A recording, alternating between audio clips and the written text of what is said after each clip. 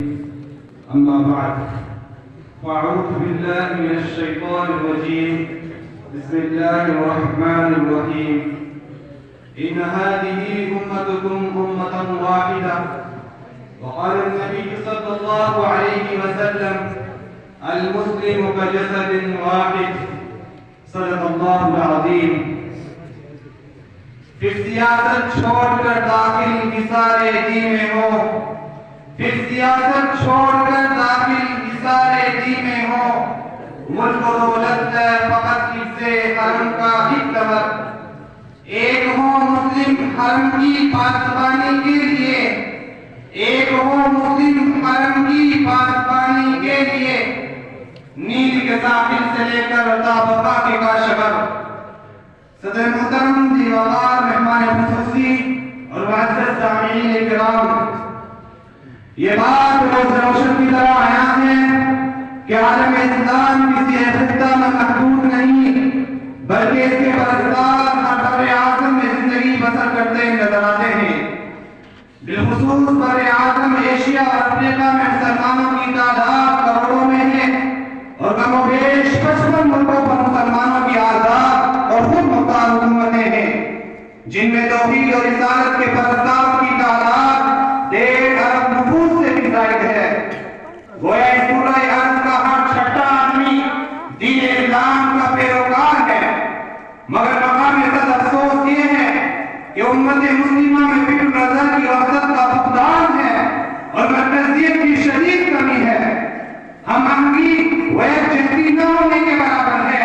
ہر ملک ذاتی و علاقائی مفاد کا اسیر ہے. رنگ و نسل عرب و عجم کے خود کاٹ دیے گئے ہیں، جس کی وجہ سے مسلمان زوال و نکال کا شکار ہے. اقبال نے مسلمانوں کی ذلت و پستی کو دیکھا اور تاریخ کے امراض کو کھنگالا. اقبال نے اپنی آنکھ سے اسپین کی بدحالی کو دیکھا، قرطبہ کو دیکھا، قرطبہ کی جامع مسجد کو گھوڑوں پر اکبر بنا ہوا دیکھا، اور اندازہ کو دیکھا تو تڑپ کر کہا، اندازہ بھی دیکھا میری آنکھ نے لیکن، اندازہ بھی دیکھا میری آنکھ نے لیکن، تذکیر مسافر نہ سفر میں نہ حضر میں، دیکھا بھی دکھایا بھی سنایا بھی سنا بھی، دیکھا بھی دکھایا بھی سنایا بھی سنا بھی، اے دل کو تسلی نہ نظر میں نہ خبر میں.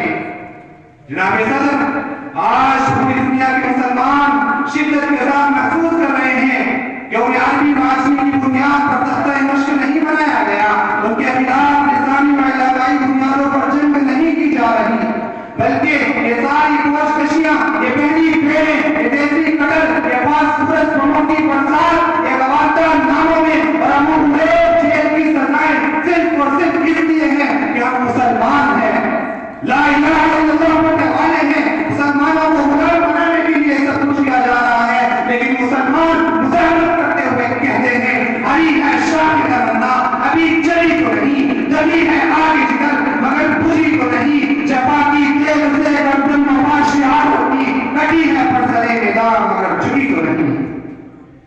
جناب صدر، تاریخ ہمیں بتاتی ہے جب بھی مسلمان متحد ہوئے انہوں نے اپنے سے ایک گنا اپنے دشمن کو شکست پاش دی. غزوہ بدر میں 313 میں 1000 کو شکست دی، غزوہ خندق میں 3000 میں 10,000 کو شکست دی، غزوہ مؤتہ میں 30,000 میں 1,50,000 کو شکست دی. ہر دور میں مسلم امت کے اتحاد میں فتح کا پرچم گاڑا ہے، چاہے وہ دور حضرت عمر کا ہو یا وہ دور محمد بن قاسم کا ہو یا وہ دور صلاح الدین ایوبی کا ہو یا وہ دور طارق بن زیاد کا ہو، جن کے بارے میں اقبال تڑپ کر گرج کر کہتے ہیں جلا ڈالی کی تم نے کشتیاں اندلس کے ساحل پر، جلا ڈالی کی تم نے کشتیاں اندلس کے ساحل پر، مسلمان پھر تیری تاریخ دوہرانے کا وقت آیا.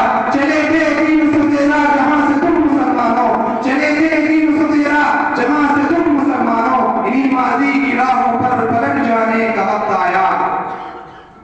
جناب صدر، فطرت کے تمام مذاہب ہمیں اتحاد اور اتفاق کا درس دیتے ہیں. اگر ہم ستاروں کو دیکھیں تو ستاروں کی وحدت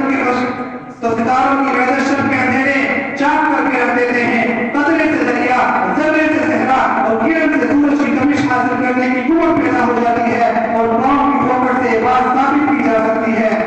یہ عظمت باطل دھوکہ ہے، یہ عظمت کافر کچھ بھی نہیں. یہ عظمت باطل دھوکہ ہے، یہ عظمت کافر کچھ بھی نہیں. مٹی کے کھلونے ہیں سارے، یہ کفر کا لشکر